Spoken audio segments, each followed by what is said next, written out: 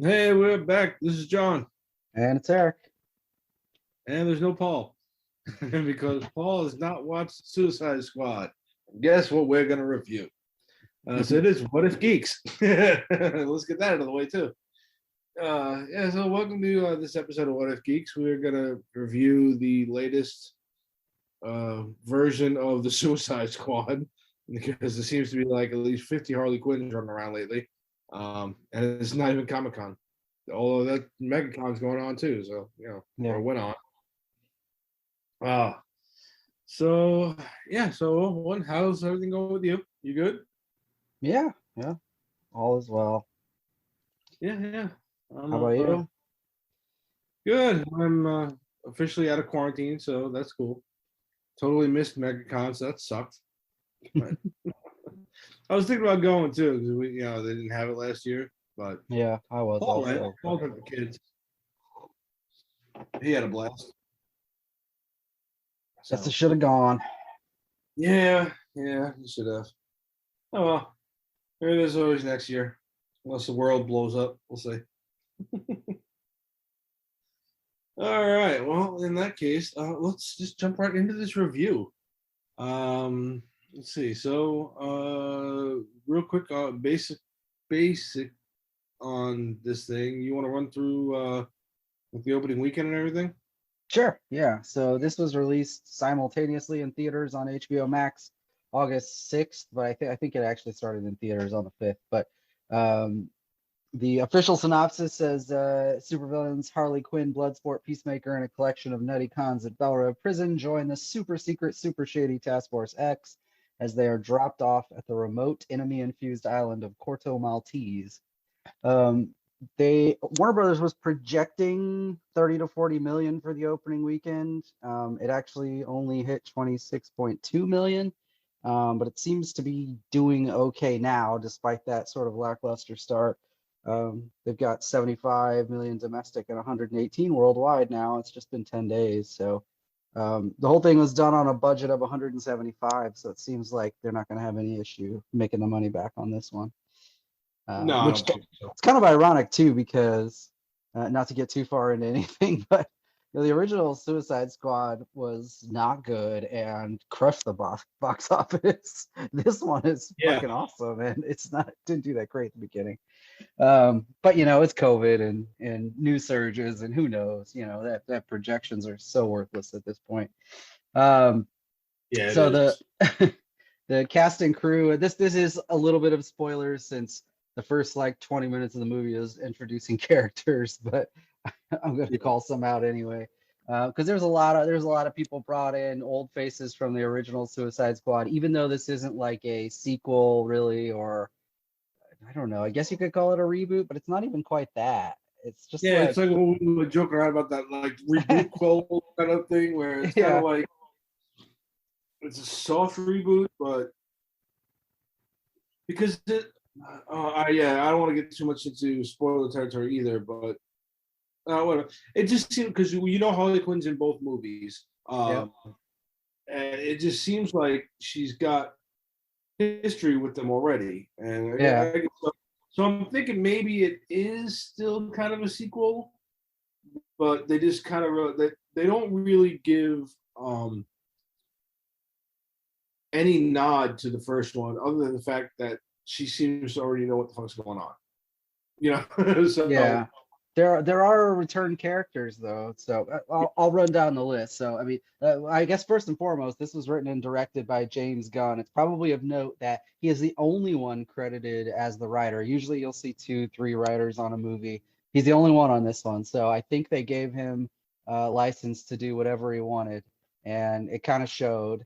Uh, so for anybody that doesn't know James Gunn, he of course was the writer and director for all the Guardians of the Galaxy movies.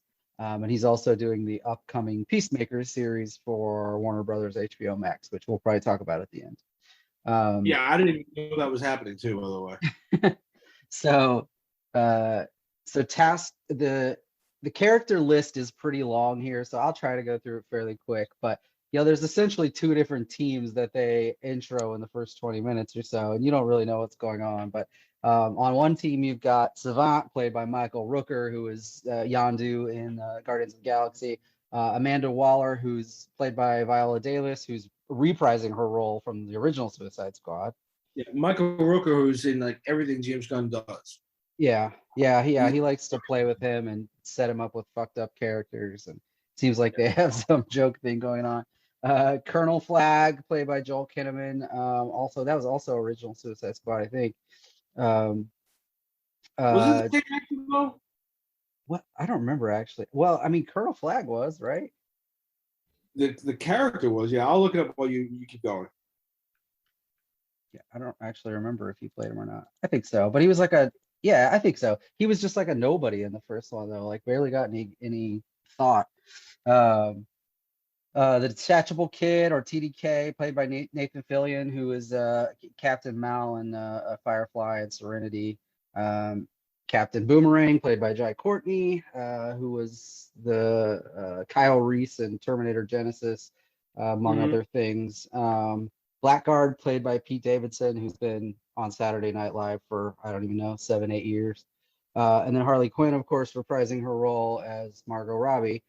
No, Margot Robbie reprising her role as Harley Quinn. Yeah, whatever. Margie Rabot. Margie Rabot. And so then the other team that they have for Task Force X is Bloodsport, played by Idris Elba, who of course everybody would know from the MCU is Heimdall, but he's also been in Prometheus, Star Trek Beyond, 28, a whole bunch of shit. Peacemaker, played by John Cena, who's of course famous for his role in WWE. Ratcatcher 2, played by Daniela Melchior, who is really a Brazilian TV star. I think this is the first US thing she's done, but she did well. Polka Dot Man, played by David Dastmalchian, who has really only done tons of supporting roles in the MCU and other things too. And then King Shark, who was voiced by Sylvester Stallone, of course, which is noticeable right away when he talks, I feel like. Yeah. And that was Joel Kinnaman in the first one too, yeah. Yeah, it was. Okay, yeah. And then for the sort of bad guy, you've got Peter Capaldi, who is famous for being on Doctor Who for years, but he plays Thinker. And then there's a bunch of guest roles, not a bunch, there's a handful of guest roles and cameos in here that got thrown in. So there's a scene, sorry, minor spoiler, I guess, here if you want to not listen about the cameos, but Ratcatcher 2's dad turns out to be, well, Ratcatcher, but it's played by Taika Waititi. And then Weasel and Calendar Man are played by Sean Gunn, which is James Gunn's youngest brother and an actor in his own right. There's a couple random characters you see in the prison when they're assembling the team that don't actually do anything, but one of them was Kaleidoscope, played by Natalie Safran, who was the queen in Aquaman. And then one I didn't notice, and I'm not even sure it was in the credits. I picked it up after reading a Entertainment Weekly article or something. But when they go into the bar about halfway through, like an hour into the movie, and there's those like dancers or whatever, at the lead dancer is actually Palm Clementif, who plays Mantis in Guardians of the Galaxy. Oh wow! I didn't even put it together. Like when I saw it, I didn't even notice. No, me either. She apparently gets a close up and everything, and I just didn't. I don't know. Didn't catch me. Now that you mention it, I think without the makeup, if I'm thinking of the right one in this movie, I yeah, she has a bunch of makeup on. Yeah, like her face looks pale. It's kind of painted or whatever. Yeah. Yep. All right, so that's a long cast list, but that's the cast list. I can't say anything yet. I'll wait till we get to the spoilers. But so no spoilers. What were your thoughts on this before we got to the movie? The trailers, the press release stuff, the announcement. What were you thinking? One leading into it, because it was James Gunn, I was kind of excited about it. And then the trailers had me really excited about it. It already looked like it was going to be better than the first one. I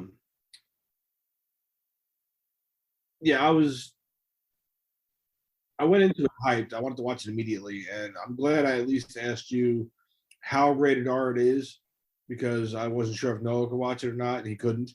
But so I watched this like my first night of being quarantined, I sat there and watched it, and I liked it a lot. I'll tell you straight, without any spoilers, I liked it better than the first one, and I liked it way better than Birds of Prey. So, so yeah, this Yeah. out of the was my favorite one. Yeah, I think I'm 100% with you. So, I guess when I first heard the announcement, I kind of thought, well, do we really need another Suicide Squad reboot? But, DC can't help but reboot and redo things over and over and over again. Yeah, Maybe I it's thought it just, was soon too, but at the same time, I was like, whatever, it's James Gunn's up in the world. yeah, I mean, yeah, sometimes they do well with it. Maybe they just got to keep retrying until they get a really good one and they can move on. But this I would say this is probably one of those, right? That this was done really well. The comedy in it is great. It's weaved in. It's actually it's kind of really gory, much more than I was expecting. Yeah, But in general, I loved it. The character interactions are great. The writing is great. The whole thing just worked really, really well. And I yeah, watched this twice, as you know. I watched it once and I told you guys, and I watched it a second time. I feel like I missed some things the first time through. Because the plot is almost secondary here to all the character stuff that's going on. Oh yeah, there's so much character shit running around here that you just like, what the fuck's going on? But yeah, so all right, before we get into spoilers, so is there anything you specifically liked or disliked? Obviously the humor and everything. Yeah. Yeah, I just think they did really well with it, especially the characters though. The way they butted up like Peacemaker and Bloodsport against each other all the time. The fact that they actually this is the first movie with Harley Quinn where they didn't like completely sexualize her.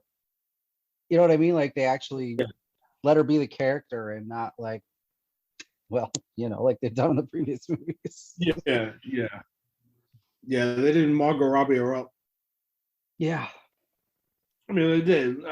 Yeah, because like the first one, you've got like the whole time like, she gets dressed right in front of all the prison guards and everything, and they're all stopped and staring at her. Duh. And yeah, it's Margot Robbie, so of course you're gonna stop and stare. But it's all yeah, it's just kind of like it's taken as a given. Like, yeah, we know she's Harley Quinn, she's hot. We know all the fanboys want her. Move on, and they just kind of go from there. Well, I mean, they had an opportunity to, sort of in one scene, like dress her up and, put her in something, you know what I mean? Inappropriate, I guess. Not inappropriate, but, sexualized. They didn't. They put her in like a big floofy dress and she was in that for half the damn part of that movie. Yes. Yeah. Who would you recommend it to? Well, I mean, I think anybody who's a DC fan will love this, especially the fact that he managed to weave in like, I don't even know, 20 secondary characters and made a couple of them like leads, like made you give a shit about them, Yeah, yeah, and I guess we can save it for the spoilers. But there's a comment I wanted to make about one of them in particular. But yeah, yeah, I would say anyone who thought the first Suicide Squad could have been better. I would I say mean, this is orders of magnitude better than the first one, honestly. I would say You go just on. just stop talking about the first one at this point. Yeah, yeah, it doesn't exist anymore. Outside of staring at Margot Robbie's ass, it doesn't exist. All right, so now good. Now we're on to spoiler alert, fuckers. So if you haven't watched it, pause it and go watch it, and then come back and listen to the rest of this. Oh, all right. So yeah, spoilers. I'll kick off the spoiler with what we were just talking about, where you said how Gunn took a whole bunch of different secondary characters. I read an article where they said he like the reason Polka Dot Man is in this is because he literally Googled like the most like the worst DC villain or the like the most laughed at DC villain or whatever, and it was Polka Dot Man.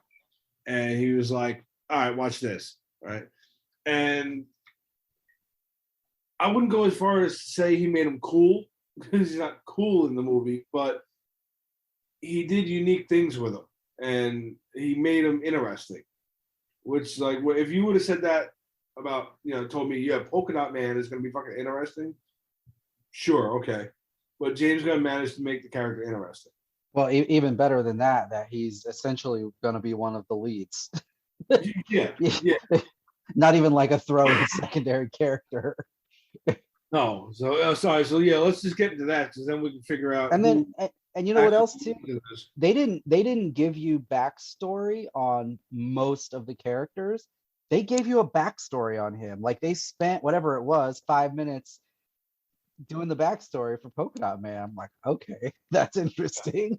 But that was the funny part too, is because like you said, they literally throw you right into the middle of this thing. I mean, it starts off with Michael Rooker, Savant, right? And he's in the prison, and he gets picked up by Waller to join Task Force X. And when they first talk, he's like, "Yeah, I know all about your Suicide Squad," and they're like, "We don't call it that. This is derivative or whatever the hell." Yeah. I thought that was kind of funny.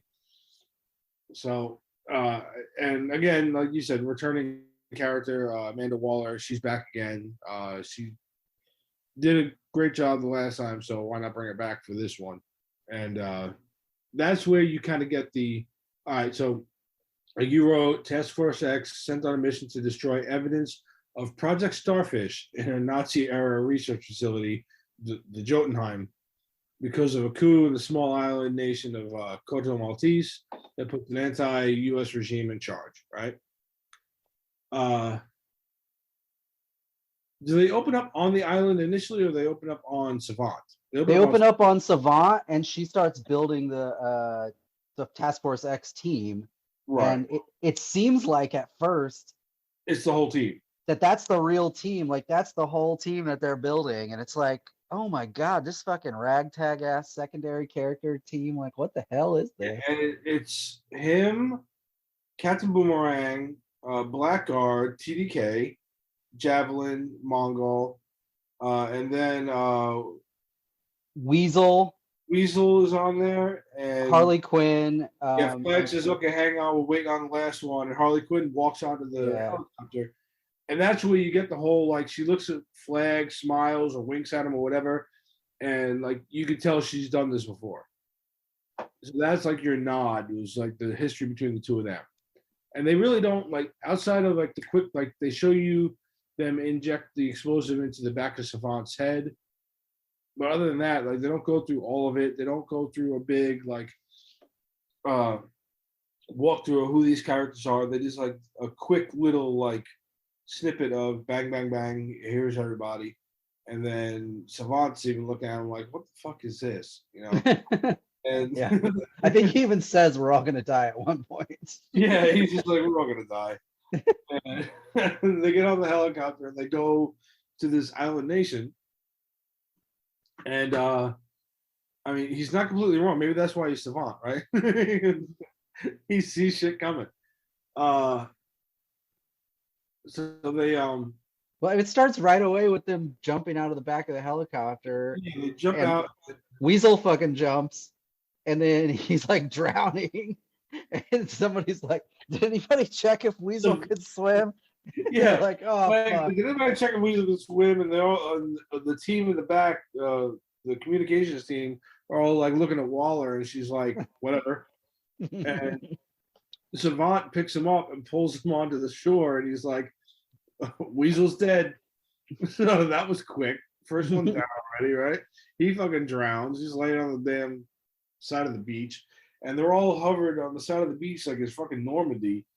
And Blackguard stands up and starts walking like right out into the middle of the open, and you see all the spotlights turn on, and like the whole fucking army is trained right on them, and he's like basically giving everybody up, like, yeah, we're surrendering. This is so that was like this whole thing where I don't know if that was like Waller's initial like plan was to give them up completely, but the minute he starts to give them up, one of them shoots him in the face.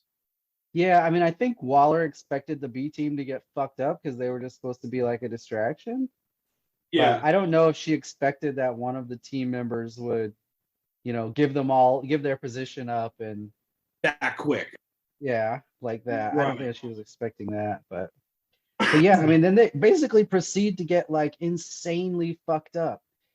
Like they're just getting Yeah. wrecked left and right. Like it is like almost every damn one of them dies. I think there's two left in the end. One of the funniest things is, leading up to that, like on the helicopter when they're talking, they're like, TDK, what the fuck is it? And the guy's like, that's my name. And they're like, your name is letters? And somebody else is like, well, everybody's name is letters. It's just Yeah, yeah. The Australian dude. Everybody's name is letters, dickhead. yeah, definitely. Yeah. And then Harley's all like, I love your accent. And they do the whole thing with Weasel because like Weasel starts, and they're like, "That is alive? What the fuck is that thing? Is it a werewolf?" Oh no, Harley's like, "Oh my god, is it a werewolf?" And they all jump and start running, and they're like, "The fuck? You got a werewolf? You brought us a werewolf on board here?" Flag's like, "It's not a goddamn werewolf." Like this whole thing, like nobody knows really what the fuck he is or why he's there. So yeah, so then like they all start to die. TDK turns out to be the detachable kid. Mm-hmm. He's the first one, like Flag sends in there. The kid stands up, his arms detach, and they float. Like slow as balls. They float over to the army and start like his hand slapping them in the It was like a Three Stooges moment where I really expected to hear a yuck, yuck, yuck. Someone poking the eye or some shit. And like the guards are sitting there looking at these arms, like, what the fuck is going on? And then the next thing you know, they just start lighting everybody up. And that was the funny part. They start shooting his arms, so he's laying his armless body is laying on the ground, writhing in pain. His arms getting shot to pieces. And everyone was getting fucking killed. Captain Boomerang, I was shocked, went out that fast. Because he's one of the returning players from the other one. I thought he would be there. Yeah, it was no hold barred. I mean, no holds barred. Like he killed everybody. Yeah. Really, except Harley Quinn and Captain Flag or yeah. Colonel Flag. Yeah. Yeah. Yeah. Harley gets caught, right? Mm-hmm. And then Flag gets caught by rebels. Yeah. Yep. And then so what?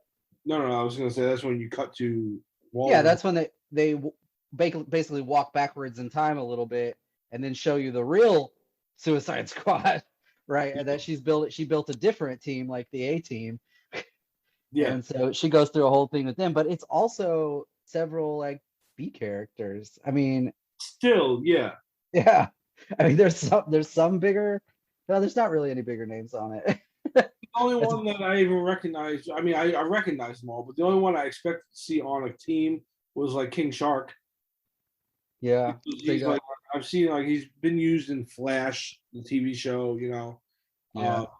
Which is funny because in like the TV show, he's not big and stupid. He's just big and quiet because he's more shark than man. So he's big and savage is what he is.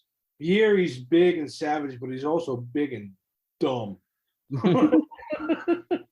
Yeah. Like that whole thing with him, when every time he talks, like you said, you immediately know it's Sylvester Stallone. Well, like when they sit them down, because it's him, Bloodsport, Peacemaker, Ratcatcher 2, and they're like, she's asking them if they've got any questions, and Peacemaker goes through a whole litany of silly shit that he's just fucking with her on, and then she finally gets to King Shark because he's got his hand raised, and she's like, "Yes," and he goes, "Hand." They point to the hand. Like, yes, that's your hand. And that's your Ratcatcher 2 laughs. I think that's like when she realizes, okay, he's just cute and dumb. But yeah, oh my god, for me, he made this whole fucking movie. King Shark? Yeah, they were all good. They had funny moments, but King Shark's moments were priceless. He was so big and dumb running around there. It was amazing. Not jumping ahead too far, but like there's the one point when they get to the beach and they're camping out and he tries to eat Ratcatcher 2 and like literally just picks up her whole body while she's asleep because she's a millennial, she sleeps with anything. And he's got his mouth open like, and they're like, stop. Then Bloodsport shoots him a couple times, I think, right? Yeah.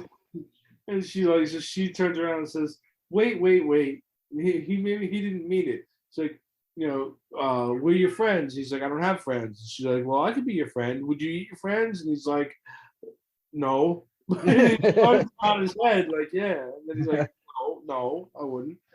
So it's just like he's like this big silly kid, you know. It was pretty funny. Yeah, it was. So that's when you find, well, actually, there's another funny thing too there that cracks me up when they're doing the intro to Bloodsport, and it's like, he was trained to kill by his father, blah blah blah. They like do this whole spiel about him, and then they start walking down the hallway, and Waller's like, every team member is unique here and pick for their special talents. And then they get to Peacemaker's cell and opens, and she says like literally the exact same thing she said about Bloodsport. Bloodsport. And he's like, hey, are you fucking with me right now? Yeah. She goes, "I thought you said everybody was based on the unique talents." And she says, "They are." Peacemaker goes, "I am." And he's like, "He does the exact same thing I do." And Peacemaker goes, "No, I do it better." Like, "How do you do it better? I never miss." He goes, I I use smaller bullets. Mine go through the holes you make without touching the sides." Which, if that was not a black and white joke, I wouldn't know what. It had to be a penis joke too. But yeah, it was amazing. The comedic timing between those two throughout the movie too is amazing. Oh yeah, I think so. I think that the interaction between those two is great. They use that to good effect many times. So that's when they go back to the island though, and then you realize that the other team was the B team. These guys are the A team, and they're sitting on the side, right? Well, isn't this also where like she shows them the video from the satellite, the American satellite? Mm-hmm. Well, she shows them the doctored one where, right, where they talk about the Project Starfish. Yeah, I remember. I don't remember where that happened, but yeah. Yeah, I want to say it was like right in the very beginning because like they see it and they act like they've been attacked or whatever, and they run away or some shit like that.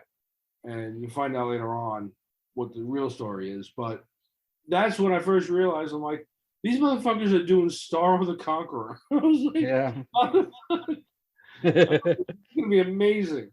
Yeah, actually it's like, done well too. The one that you see in the very beginning, it's like a smaller one, but like you're like, oh damn, they actually like they made it seem as real as like when you would watch it on like the Justice League cartoon. You're like, oh okay, like they made it look decent on this little video footage.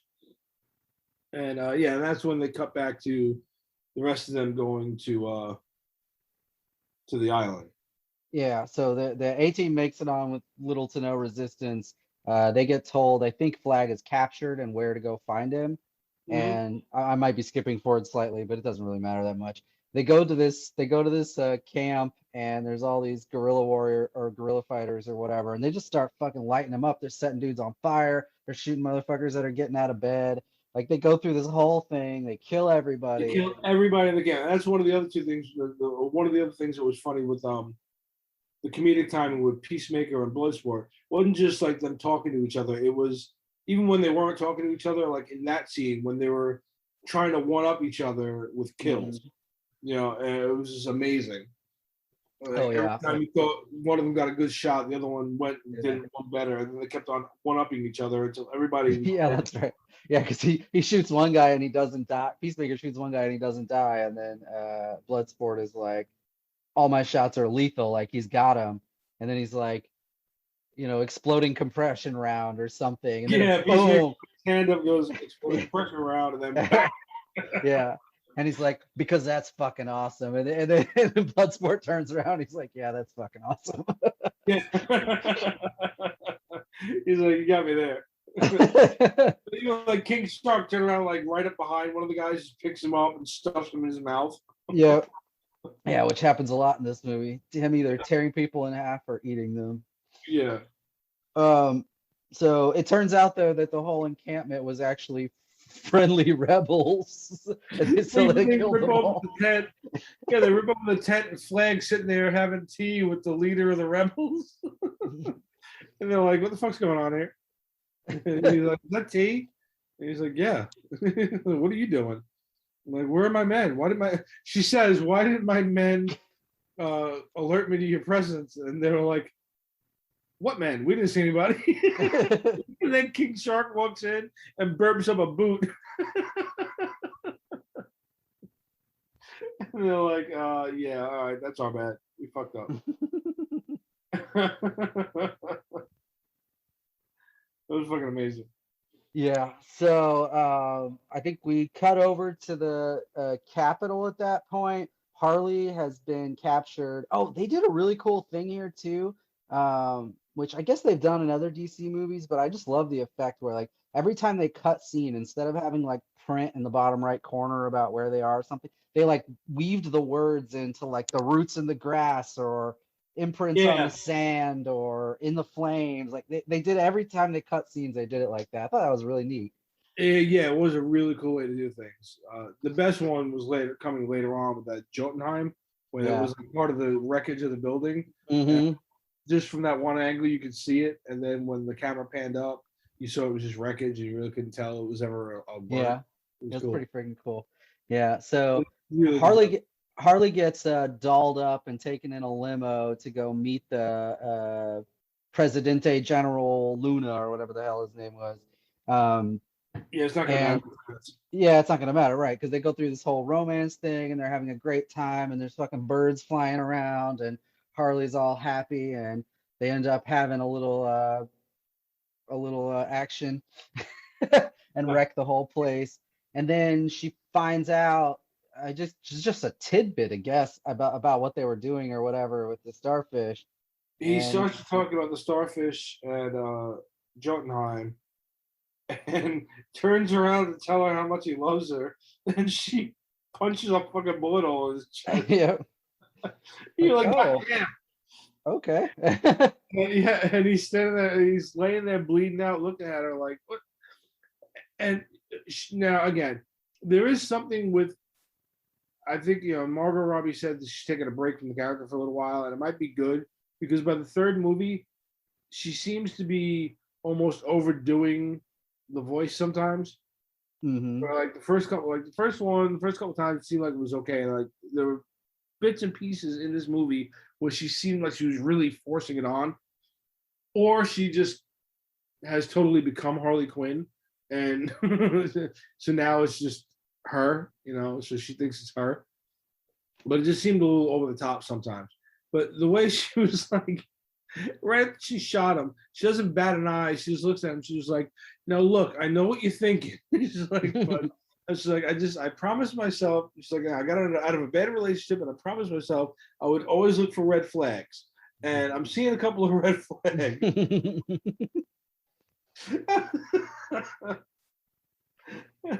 And she does this whole spiel about it, and then he drops dead in front of her, and she's like, and God, I'm gonna, what's this? She goes, God bless you and that wonderful monster between your legs. Yeah. And basically, thanks for the screw. Bye. And they all come in to capture her, and she's like, hey, yeah, I know. And they take her away again. Oh, shit. It was pretty funny. It was, yeah. And so meanwhile, the remainder of the A-team plus Colonel Flag they go and capture Thinker, who's apparently the meta-human scientist sort of villain dude that's behind he's in charge of Project Starfish. Yeah. And trying to exploit it. I think they give us a good scene after that where Harley's like hung up like she's being tortured or something. Yeah. And she does this whole escape routine, which is awesome. I mean, she just slaughters like everybody, fucks them all up. And then it just goes back to like her little like ballerina trick that she did in the first movie where she was getting off of the jail cell. Where she does that all. Well, like they keep like electrocuting her and trying to get her to talk, and she won't. And she pretends to be passed out, and then she does this whole thing where she chokes the first guy out, picks up his key with her feet and then just lets herself loose and then goes, like you said, goes absolutely ape shit and just starts like shooting people. But the whole time while she's killing them, she's seeing like little flowers and birdies and shit all around her. Just to show you how fucking crazy she is. So the team is trying to go back and rescue her, but she's of course breaking out on her own. And I think right as they're about to go in the building, she pops up around the corner and like, "Hey, what are you guys doing?" Bloodsport is half was like 10 feet off the ground on a rope, getting ready to go up. Which is funny too, because for a good part of this last few scenes, they're barely in any kind of costume. They're in like regular street clothes. Yeah, like, yeah, they are. Because they were trying to go through the bar to get the thinker. Oh my god, that shit was funny. Yep. So then they pretty much go to Jotunheim. The squad rigs up the facility to blow it up or whatever. And then Flag and Ratcatcher 2 are going into the underground laboratory with Thinker. What? I skipped something. Before they go sneak in there, one of my favorite fucking parts though is when they decide they're gonna sneak in there, and when they're gonna sneak in to get the Thinker, they're like, we gotta hide the giant shark. Because, everyone's gonna get in disguises, and King Shark's like, me wear a disguise, and they're like, you're gonna wear a disguise? What kind of? And Ratcatcher 2 at that point has been like very fond of him, and she's like, what kind of disguise are you gonna get? And he goes, fake mustache, and she's like, oh, you can wear a fake mustache. And then like 2 seconds later, he goes walking by Peacemaker and Bloodsport with his fucking finger in front of his mouth. Peacemaker's like, that's the worst fake mustache in the history of fake mustaches. And Bloodsport's like, yeah, if you fooled us, we'd have to kill you. And he pauses for a second and then just goes, fuck. I about died when he did. I wasn't expecting it at all. He was just like, fuck.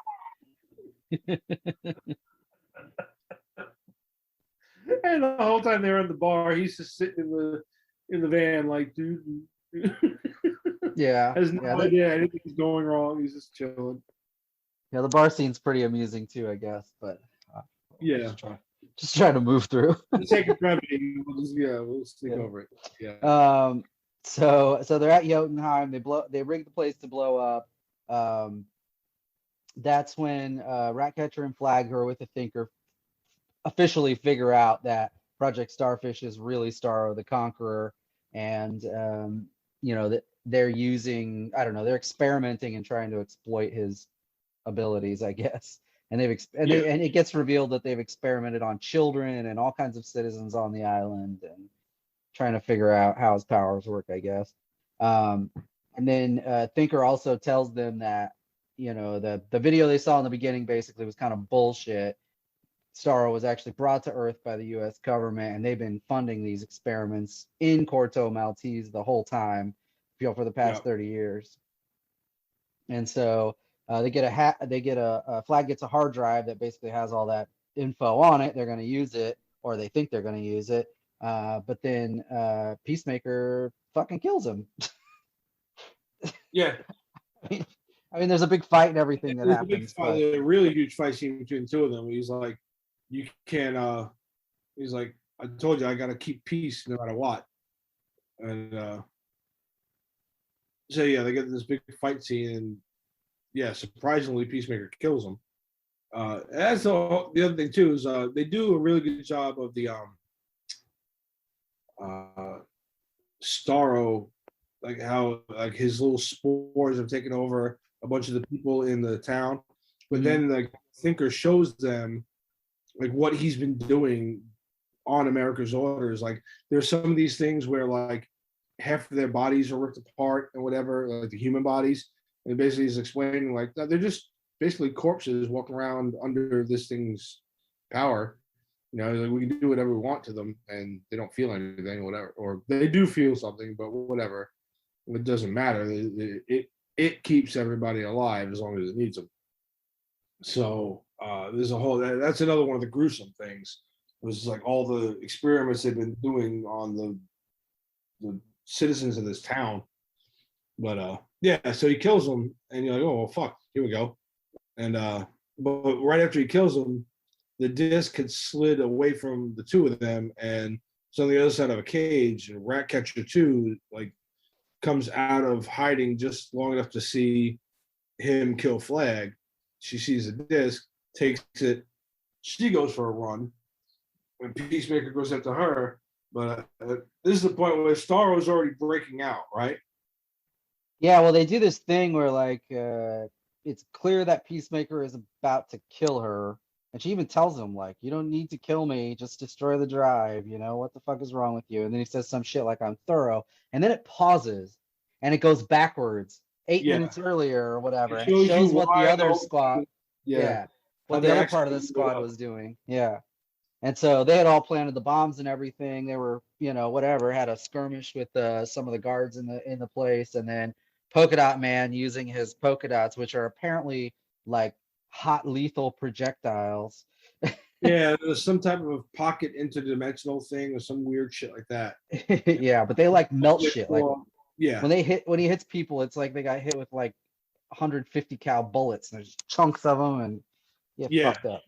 Yeah, but he shoots a bunch of polka dots at a group of guys and accidentally blows up one of the devices, explosive devices or whatever. And so that's what the other folks downstairs saw when he said, "Oh, they set off the explosives too early." It was really just one, but that one explosive, I think, caused something that destroyed a bunch of stuff and allowed for Starro to escape, basically. Yeah, Starro starts escaping. That's the other thing I loved about the Polka Dot Man thing, where basically like he says how his mother subjected him and his brothers and sisters to experimentation. That's how he got his powers. And he's like, some of them, some of my siblings died, some of them are alive. So you expect to eventually hear about them in like a sequel or something.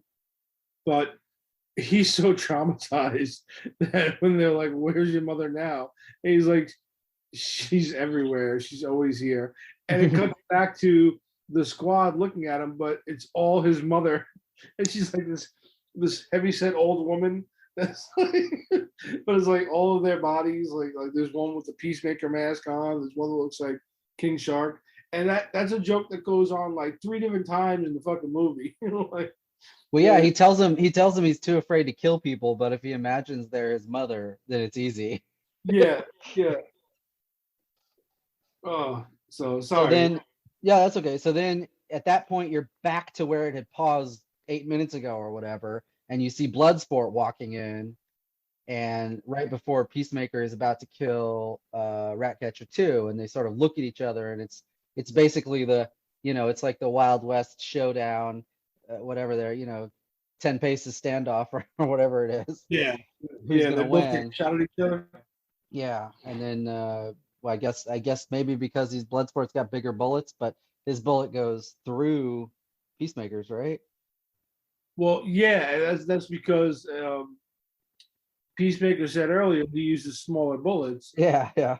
So this time Bloodsport used smaller rounds, and it went through the center of Peacemaker's hollow point and like right through his neck. Yep. And he walked up as he's bleeding out on the ground, and he said smaller bullets, and walked away. Yep. Yeah. So then they walk out. So they all start running out. It's like him, Polka Dot Man, King Shark, Ratcatcher, and Harley Quinn. Really, the only ones left. They go running out just as Starro starts to break through the rest of Jotunheim, and the whole army is standing outside watching them come. And then this thing just kind of breaks through, and I guess destroys whatever dampeners the place had around there, because that's when Waller's people start to pick up the feed again. And that's when one of the other funniest lines ever, the heavyset guy, John, or whatever his name is, turns around, the feed picks back up, and you see Starro in the middle of the town, and he's like, "Miss Waller, we got a fucking kaiju up in this bitch."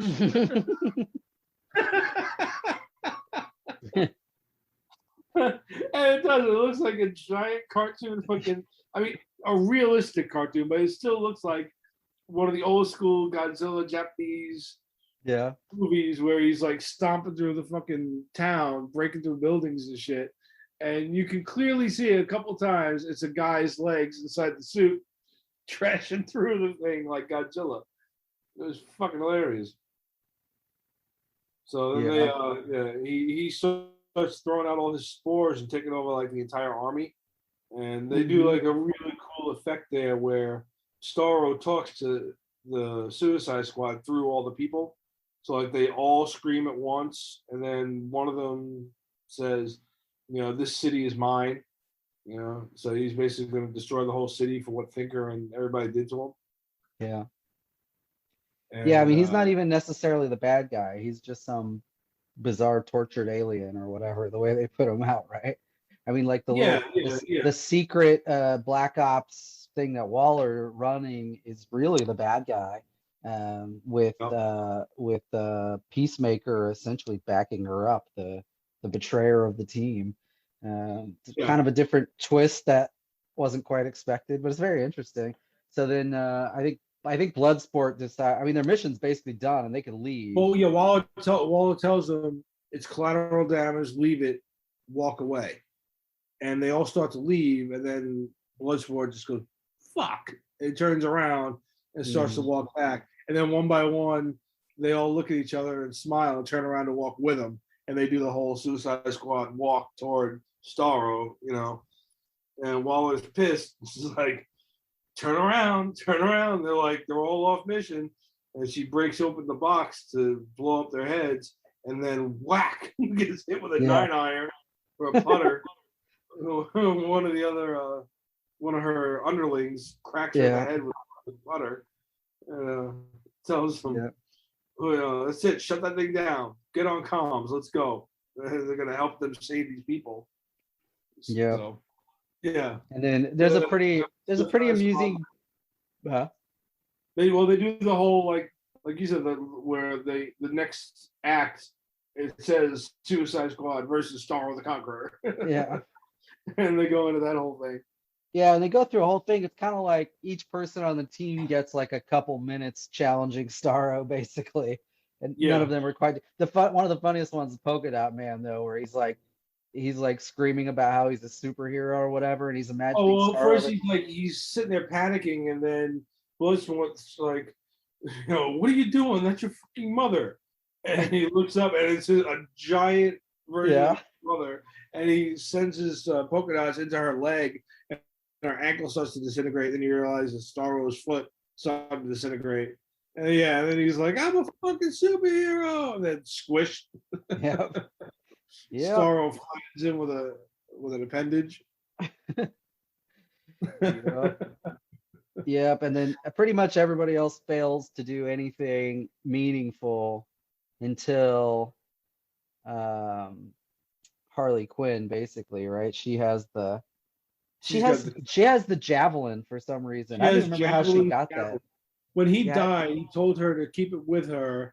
He says, keep it with you for, and then he dies, and she.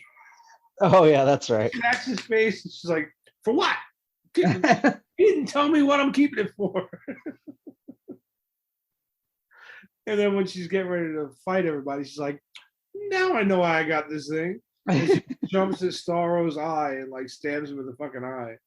Yep. And then Ratcatcher 2 basically summons all the rats in the city, and there's apparently millions of them, who climb in the hole in the eye behind her and start eating all the, and she has some line about, this isn't your city, this is their city. Yeah. The rats. Yeah. And so they basically eat it from the inside until it collapses. Yep.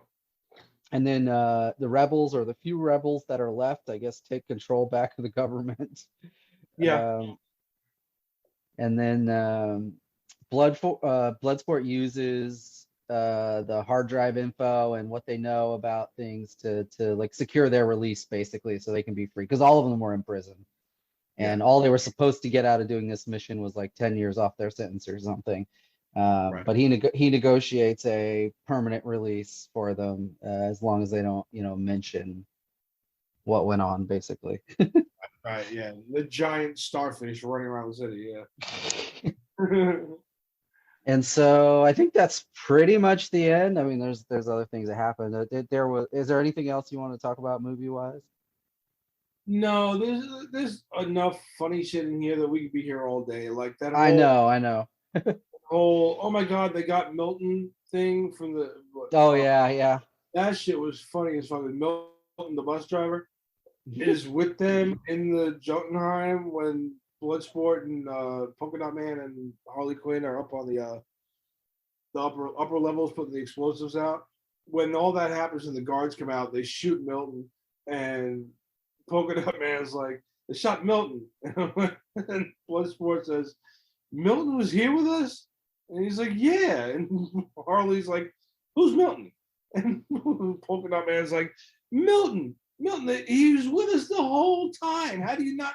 And there's this whole thing back and forth. And then Harley looks over, she's like, oh, Milton. It's so weird. It was really funny though. Yeah, there's a lot of little sort of comedy bits like that. He uses them to great effect every time. Yeah. So yeah, like I said, otherwise we'd be here all night talking about comedy. No, we would, and if we went through scene by scene, I'm sure we could find a comedic bit in every one. But I was trying to keep this under an hour. So when we get to the credits, there's actually two mid-credit scenes. One seems completely weird and arbitrary in that Weasel was not actually drowned. He coughs up the water. They go back to the beach. He coughs up the water. He's been laying there the entire fucking time though. And yeah. Finally, like coughs up water and gets up and just wanders away.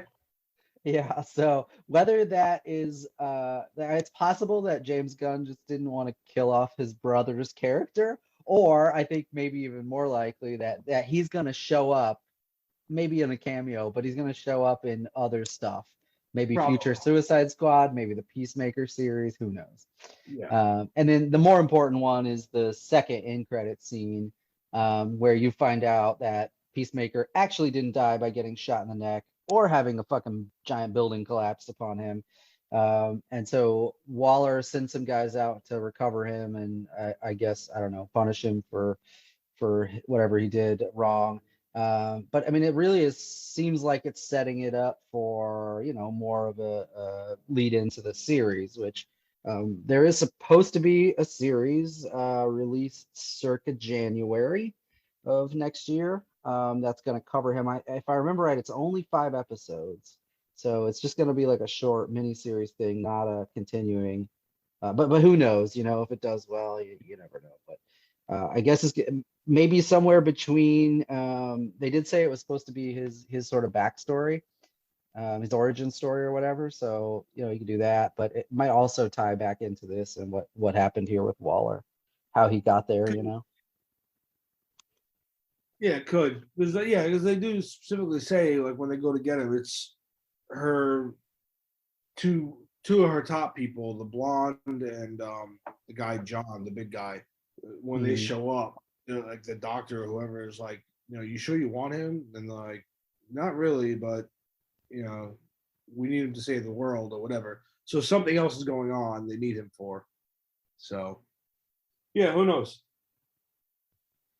Hard to say.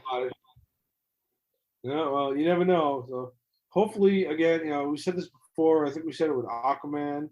Hopefully this puts DC on an upward trend. I'm looking forward to like Aquaman 2. Looking forward to the Batman, but I don't know. We shall see. I've been hearing issues with the Batman, so we shall see what's going to happen with that. Yeah. But so overall, I mean, I loved it. I thought it was great.